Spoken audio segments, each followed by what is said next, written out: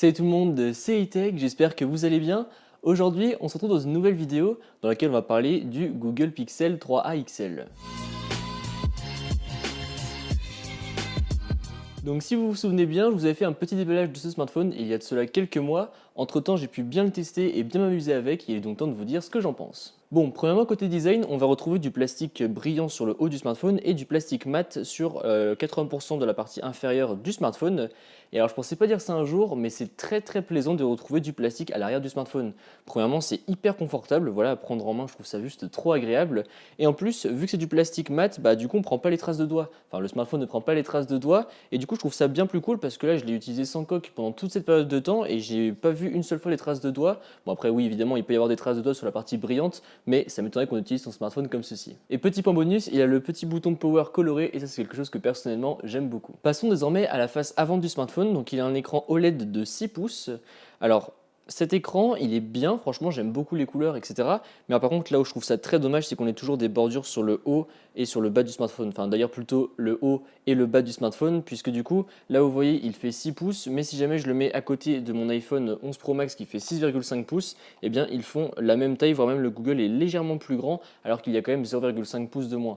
Donc bon, c'est un petit peu dommage, même si je dois vous avouer qu'à l'usage, eh bien, ça ne dérange pas plus que ça, puisque au final, on s'y fait assez rapidement. Mais encore une fois, je trouve ça un petit peu dommage, surtout qu'en plus, autant sur les versions des Pixel 3 et Pixel 3 XL, eh bien, on avait le haut-parleur sur la tranche inférieure ainsi que sur la tranche inférieure, donc bon, ça pouvait un petit peu expliquer. Autant là, on a simplement des haut-parleurs ici et les autres haut-parleurs sont sur le dessous. Donc du coup, on aurait peut-être pu éventuellement réduire le menton sur la tranche inférieure, mais bon, après encore une fois, ça ne m'a pas forcément dérangé. Après encore une fois, les couleurs de l'écran sont vraiment belles, c'est agréable de regarder du contenu, et en plus, comme je vous le disais, on a des haut-parleurs stéréo, donc sur la face avant ainsi que sur la tranche.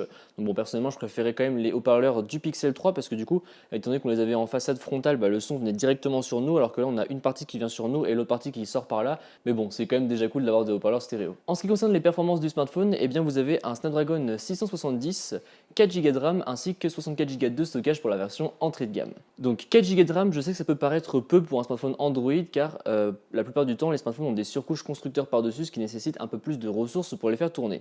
En revanche, vu que ce Pixel eh bien, tourne sous Android pure stock, c'est-à-dire sans aucune surcouche, sans rien du tout, eh bien, du coup, on a besoin de moins de gigas pour le faire tourner fluidement.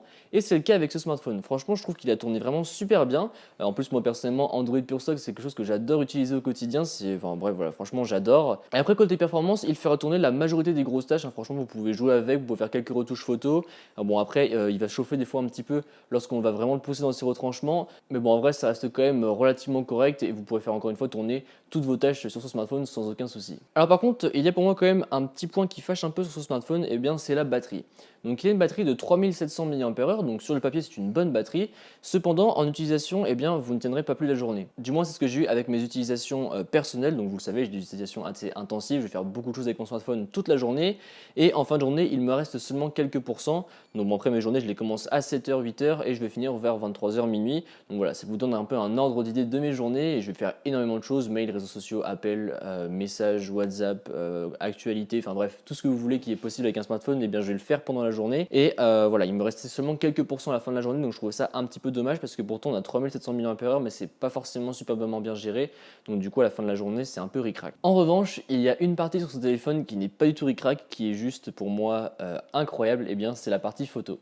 Donc comme pour les Pixel 3 et pour les Pixel 3 XL, on a un seul objectif à l'arrière de 12 mégapixels et un objectif à l'avant et on en a seulement un. Et en fait, ce sont les mêmes objectifs que sur les Pixel 3 et Pixel 3 XL et en plus on a le même traitement logiciel derrière. Donc vous pouvez d'ores et déjà imaginer que les photos sont juste incroyables avec ce smartphone. Franchement pour moi, c'est le meilleur photophone à l'heure actuelle en dessous de 400 € si vous prenez la version normale et la version XL, je crois que c'est 450 € il me semble. Mais voilà, pour moi c'est actuellement le meilleur photophone que vous pouvez avoir. Les photos sont juste magnifiques, que ce soit en caméra frontale ou en caméra dorsale, les couleurs sont trop belles. Et malgré qu'on ait qu'un seul objectif, eh bien le traitement logiciel est juste incroyable. Donc du coup, peu importe que ce soit un portrait, une photo légèrement zoomée ou même un selfie en portrait, enfin c'est juste trop beau. Et encore une fois, pour moi, c'est vraiment le meilleur photophone que vous pouvez acheter à l'heure actuelle pour en dessous de 400 € si jamais vous choisissez encore une fois la version plus compacte. Donc voilà, franchement une partie photo incroyable. Et après pour ce qui est du reste du smartphone, eh bien vous pouvez le déverrouiller avec l'empreinte digitale qui se situe à l'arrière du smartphone.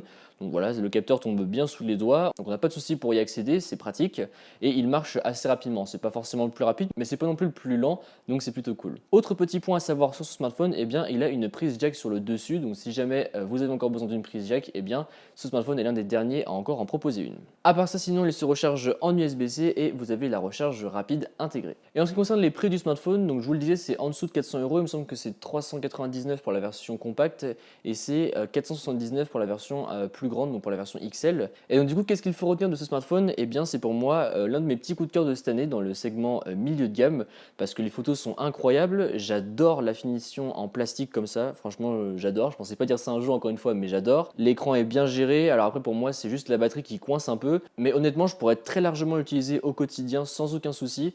Si jamais je n'avais pas mon iPhone, eh bien je l'utiliserais très largement au quotidien parce que Android pur, l'écran qui est beau, les haut-parleurs stéréo, les photos juste magnifiques, encore une fois c'est vraiment le point qui tue sur ce smartphone, le design en plastique, enfin voilà. Pour moi c'est vraiment un smartphone que j'ai adoré et si jamais la photo c'est vraiment la chose que vous voulez le plus faire avec votre smartphone et que vous avez un budget entre 350 et 450 €, eh bien franchement foncez sur ces Pixel 3a parce que pour moi ce sont juste les meilleurs de leur catégorie et croyez-moi vous ne serez pas déçus. Donc voilà, c'est tout pour cette vidéo, j'espère qu'elle vous a plu. Si c'est le cas, comme d'habitude, n'hésitez pas à mettre un pouce bleu, à me suivre sur les réseaux sociaux qui se trouveront dans la description et à vous abonner.